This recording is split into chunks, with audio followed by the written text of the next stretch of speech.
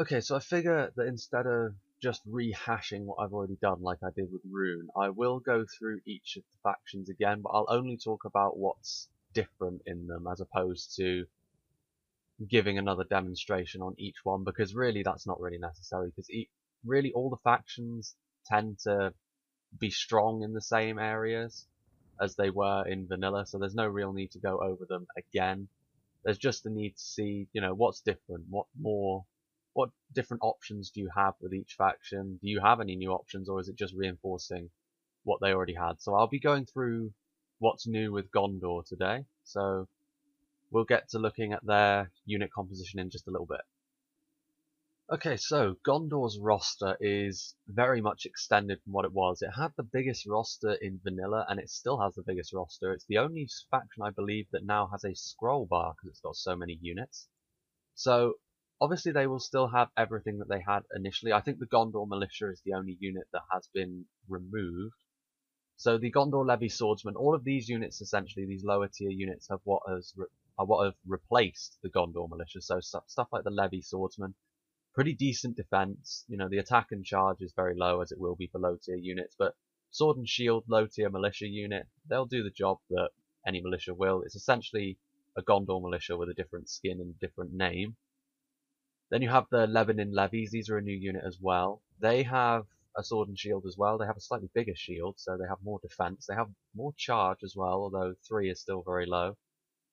Similar with the Dol Amroth men at arms as well. They're significantly more expensive for not a lot of stat increase though. So of all of these low tier militia units, you probably want to go for these levies, the Lebanon levies, as the best one if you were going to go for a low tier sword and shield unit if you had low funds. The Dol Amroth guardsmen, they are a unit that can form skill tromp. I'm not sure if they're yeah, they are a spear unit. Okay, they don't have a bonus against cavalry though, which is kind of weird. At least it's not listed. I assume it's still there, otherwise that would make these guys kind of not worth it at all, because if you're going to use spears in a field battle, they need to have an effectiveness against cavalry, otherwise you may as well just bring sword and shields. But yeah, the Dol Amroth guardsmen, these guys are actually, and the Pelagria militia, that's a mouthful, they are fairly expensive for shields, but they also have fairly high defense, particularly the Pelagria militia. Looks like the Dol Amroth units are pretty expensive for what they offer. Nonetheless, these militia units pretty decent. These guys do have a bonus fighting cavalry as well, so I would say they are certainly worth it if you can afford them. Maybe there's a case for saying that you may as well just, go for the higher tier spears if you're gonna get some spears for your army. But nonetheless, it's another option that Gondor have. Not that they need much more in terms of options; they've got tons. These units are perhaps some of the biggest changes to Gondor. The problem that Gondor had, while their pikes were the best in the game, they were very, very expensive. The Guards of Osgiliath and the Fountain Guard, not particularly affordable, and it left you kind of vulnerable when it came to pikes if the funds weren't very high. Now, though, Gondor have got some lower tier pikes in the shape of Gondor Pikemen and Dol Amroth Pikemen. They'll perform the same job, essentially. Just having a more affordable pipeline is very, very important, because otherwise the orcs will probably be able to swamp you. And I think this was a very good addition to Gondor, and it's probably the most significant one they have, because other than that, their heavy infantry is still very, very good. Their archers have been given a little buff as well, which we'll see in a bit. Their cav is still very good as well. But this right here, these two units, might very well be one of the more significant changes that Gondor have been given. Gondor spears, of course, they'll do exactly the same thing that they did before. Very, very strong, very, very durable, will hold the line very well. They won't do a lot of damage on the attack, but nonetheless, they will still do the job of holding the line very well. Minas Ithil Guardians are essentially a buffed version of the Gondor Spearmen in terms of stats. You can only have one before the price increases as well, and it increases pretty dramatically. It's not like a case of it'll only increase by 100, it'll increase by several hundred each time. So you're not going to really be able to use these as a replacement for the Spearmen. If you want to have one of them, and then 4 spears, that's a very strong line that you're going to be using, very difficult to break down in a defensive siege in particular. Guards of Osgiliath have returned, again, very, very good pike unit, still very expensive, 1100 is pretty expensive. Got nothing on the elves, but still very good. You can now have 4 before the price increases, although 1100 each is still perhaps a little bit much for what they offer. Axe Guards of Lossarnach, they're a new unit, and they are a throwing axe unit. Missile score of 14 is very, very good indeed. Well, it says that they're javelins thrown, although it says up top it's throwing axes. We'll just say it's throwing axes, even if the graphic is a javelin, because that seems cooler. 14 missile score is very, very good, although again, as a javelin unit, they're going to be liable to be picked off by archers, and yeah, it says that the javelins are thrown before charge, so I assume that this is the more traditional unit where they'll throw it and then charge in.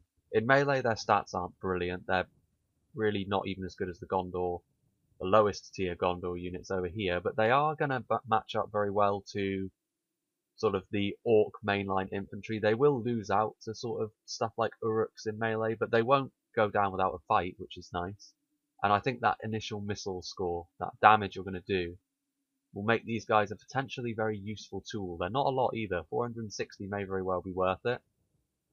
Axemen of Lossarnach, these are again a returning unit. Shock infantry has been buffed in general. These guys, maybe not so much as some of the other shock infantry like Riddermark axes and Dale swordmasters, but nonetheless they will still last a good deal longer.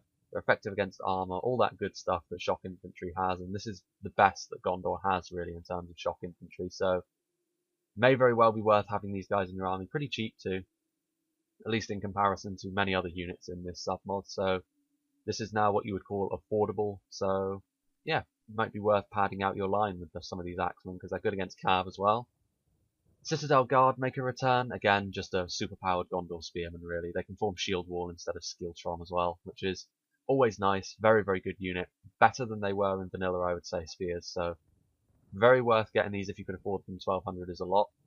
The Fountain Guard also make a return. They can inspire nearby troops as well now, which is another thing that they have in their favour. Other than that, they will do everything that they did before. And 1440, you know, very expensive, but I think they are still the best pike unit in the game. So this really is the heart and soul of Gondor's army. I would suggest having these guys as your general. You can have 4 before the price increases, which is odd. But their price is maybe to the point where you don't really want to have tons of them, because that's going to make up... It's going to be to your detriment later on in your army composition. The Lossarnach Nobles, they are a shock troop. Interesting. So, again, they are an axe unit. Basically a better version of the Axemen of Lossarnach, then. That's pretty good. And they will inspire nearby troops as well. 720 isn't a lot either, so it may very well be worth having these guys in your army just so that they inspire the troops nearby and do all the stuff that shock infantry do. They're not effective against... Oh yeah, they do. They do have a bonus against cavalry. That's nice. So yeah, very good unit indeed. That's another interesting buff that Gondor have. Lebanon Archers, missile score of 4, pretty decent in melee. They're a new unit, of course. Yeah, accurate and reliable, perhaps that's what I'd say about them, although 350 is cheap, but I would suggest that with the amount of archers Gondor have at their disposal, you won't really be using these in multiplayer all that much, because there are better units to use, but nonetheless, if you wanted to save money somewhere, these guys might not be a bad place to save money. Peregrine Marines, again, they are pretty much the same sort of thing as the Dunherd Champions of Dunland, only they have got a better missile score, and they are better in melee, so suddenly, where the Peregrine Marines were a unit you wouldn't really get in vanilla, because it was, you know, you had better units to take up those slots with, suddenly these guys may very well be a very good part of your army. We'll have to try them a little bit more, I think, in online, because I think that would be a fascinating unit to use.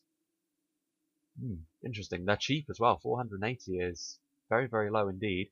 Dismounted General's Bodyguard, you know, General's Bodyguard unit, that's not a bad amount of men in the unit, so this would be a General's Bodyguard unit, which I think would be potentially worth it. Although, if you can, just put your General in a regular unit, because I would suggest that more men is always better. But if you wanted to save a bit of money, have a unit of these.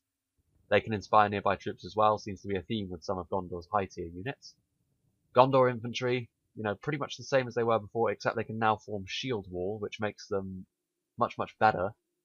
They cost 800 florins. Essentially, these guys are now basically on a par with the Loke Flag Rim of Rune, which, you know, that means these guys have been given a significant buff. They are more expensive now, though, so, you know, a little bit of caution is perhaps warranted.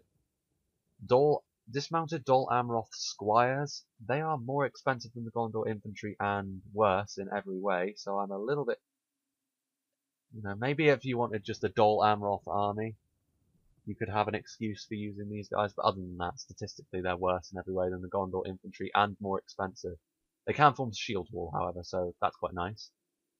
The Swan Knights, one of my favourite units in Vanilla Third Age, and they are very, very good here as well. Only 122 men in the unit, but they are very elite, extremely good stats all round. 27 defense is enormous. They can inspire nearby troops as well. Perhaps the only thing I would say they don't have in their favour is they can't form shield wall like the slightly cheaper Gondor infantry. But nonetheless, if you wanted to fight on the walls or in a field battle, these guys would be very, very deadly indeed.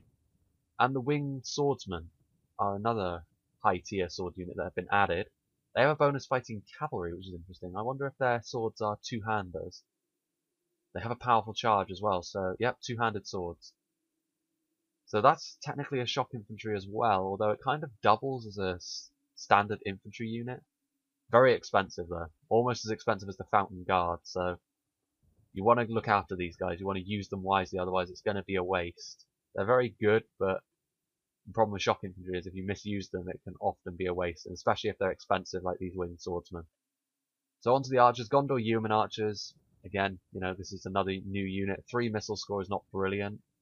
They have a bonus in woods, but honestly, you don't really want to put archers in woods because that's blunting their effectiveness. You want to get clean shots off. 3 missile damage is not brilliant. Their stats in melee are not bad, though. They don't look like they have the best armor, though, so perhaps in a skirmish fight they would lose pretty hard to some higher tier archers. Dol Amroth Marines are a new unit as well. 5 missile damage, slightly more balanced stats in melee. They're not got as high defense, but they will be able to do a bit more damage in melee than the Yeoman archers. 780 is a lot of money though, whereas 340 is significantly less. Some of the money balancing in this submod is kind of weird, but nonetheless, pretty good unit. I would say that maybe the Dol Amroth units across the board are perhaps a little bit more expensive than they're worth, other than arguably the pikemen, but I'd say the Gondor pikemen are better than they are anyway.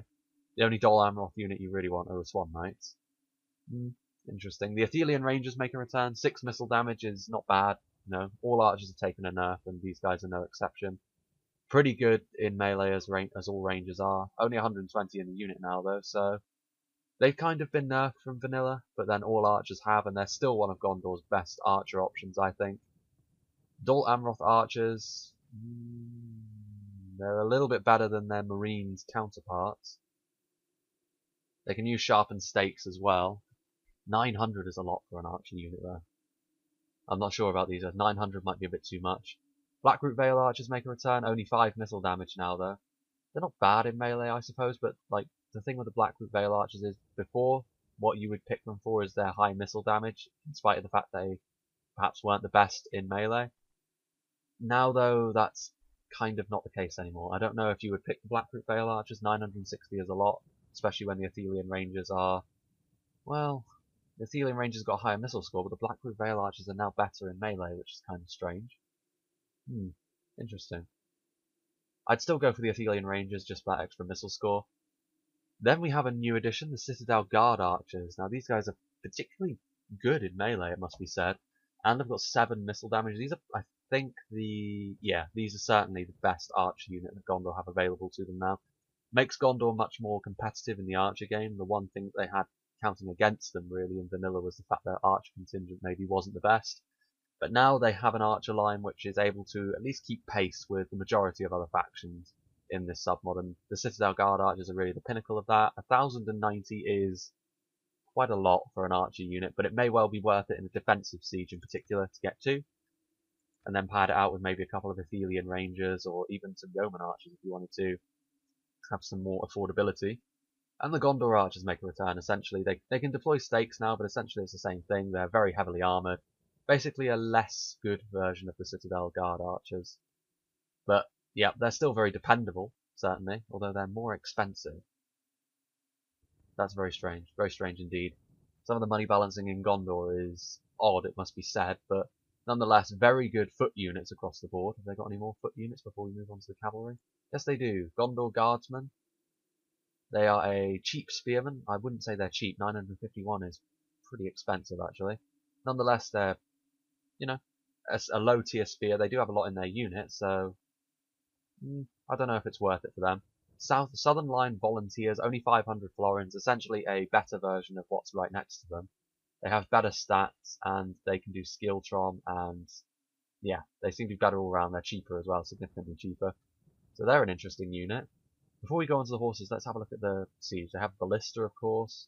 Two types of Ballista. Is there any difference between the two? Area attack. Area attack. Can use flame. Good morale, can't hide. Very long range missiles. No. So they have two types of Ballista? Does that just mean... right, okay. I assume it means they can have two Ballista without the cost increasing. The cost is different on each one, isn't it? No, okay. So yeah, the purpose of this, I assume, would be that you can have two Ballista without the cost increasing. That's strange, right? We have a catapult here. What's this? We have a sort of eagle on the catapult. Unless that's a Dol Amroth unit. Or again, similar sort of thing. And of course they have the trebuchet.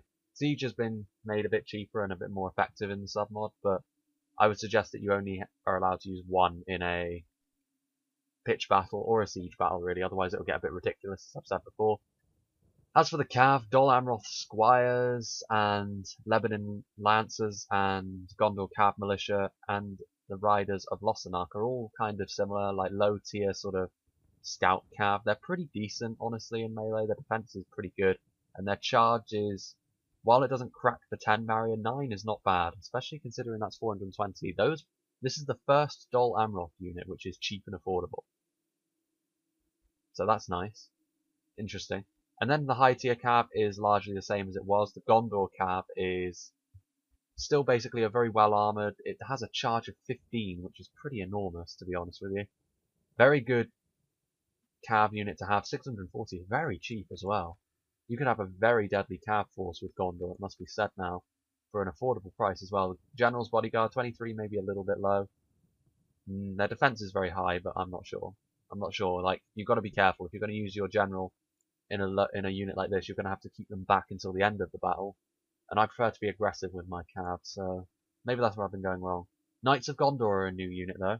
They're essentially they're kind of like the Earls were in Vanilla, where they really shine when in sustained melee because of how high their defense score is.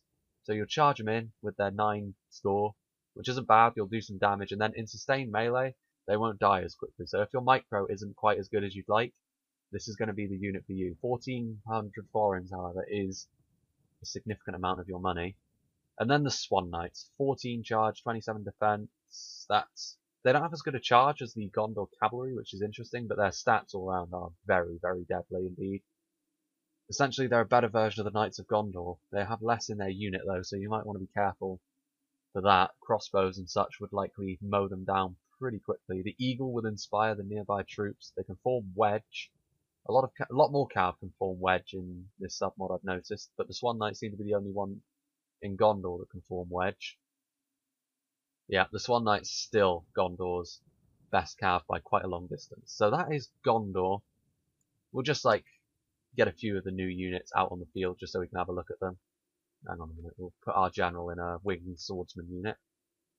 We'll have a unit of Gondor pikes, we'll have a unit of Dol Amroth guardsmen, have a unit of the Lebanon levies, Minnesota guardians, axe guards, Lossarnach nobles. We'll have a look at the Fountain Guard as well, because they're always a very nice unit.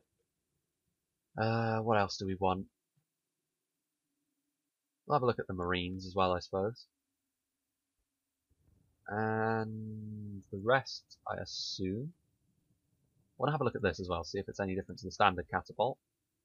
Have a look at the Swan Knights, have a look at the Knights of Gondor, Dol Amroth Squires, and some Citadel Guard Archers, why not? So these are a lot of the new units, at least a lot of the new types of units we'll be seeing.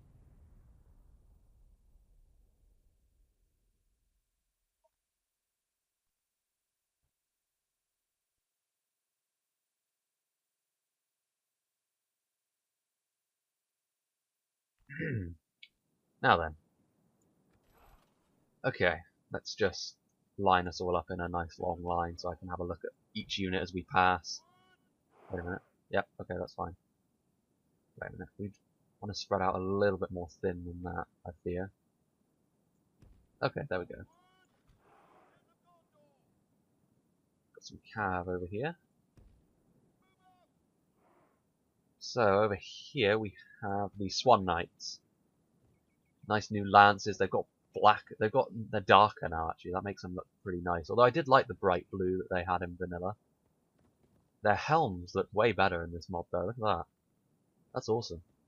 Swan Knights were always a favourite of mine in vanilla. Big reason why Gondor was my favourite faction then, and likely still is now, honestly. Terrifying charge as well.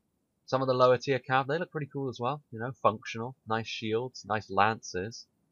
Dol Amroth units, you know, with their swans and their blue colour scheme. Swan Knights, of course, technically are a Dol Amroth unit as well. Now on to some of the infantry. Here are the winged swordsmen. They look really damn cool, actually. Look at those Zweihanders they've got. They look like a sort of variant of the Swan Knight. That's cool. Very good unit. Very nice looking unit. The Gondor pikes. Nice to have a lower tier pike unit as Gondor. Very good to have a front line that actually functions as a front line, as opposed to the spears, which could often get bullied back by stuff like Uruk-hai pikes, I noticed. Which is a bit of a shame, considering Gondor, in technical terms, had easily the best polearms in vanilla. This will now make it so that that advantage is truly pressed home. Here are the guardsmen. Nice big shields, nice spears, basic unit that you're going to be using. And all variants there. All variants of said unit. Lebanon levies, again, pretty much the same thing, only with swords and slightly smaller shields. Nice, effective, cheap unit if you wanted to pad out your army. Pretty high defense score as well, so they should do pretty well in a sustained fight. Then we have the Minas Ithil Guardian. Wow, this unit looks awesome. The colour scheme reminds me a bit of the blades from the Elder Scrolls. The sort of steel and gold. Nice spears as well. A lot of detail in these units. I like it. You can only have one before the price increases, and essentially it's just a better version of the spears, similar to the Citadel Guard. But yeah, very nice, very nice indeed. Here are the Axe Guards. They look pretty similar to one of the Dale units in vanilla, honestly. You know, not a lot of armor, small shield, small weapon, but again, the real danger with these guys will be their missile score. They're carrying a lot of axes, so that's nice. 14 missile damage is a lot, although I would say that maybe the Peregrine Marines would be the better choice because they both have 14 damage and the Marines are much better in melee. Nonetheless, a cheap unit for a lot of damage potentially. Lossarnach Nobles, wow, this unit looks awesome. Look at those axes. It's nice to see Gondor get a lot of good shock infantry other than the Axemen of Lossarnach, because they were honestly pretty outclassed in vanilla, and that's still the case because of the buff across the board. But now, with stuff like this, Gondor can do a lot of damage off a charge with both their cav and their infantry. Makes Gondor a little bit more aggressive than they once were, which is interesting. Ah, the Fountain Guard. Old Faithful. This is where the general should always be, really.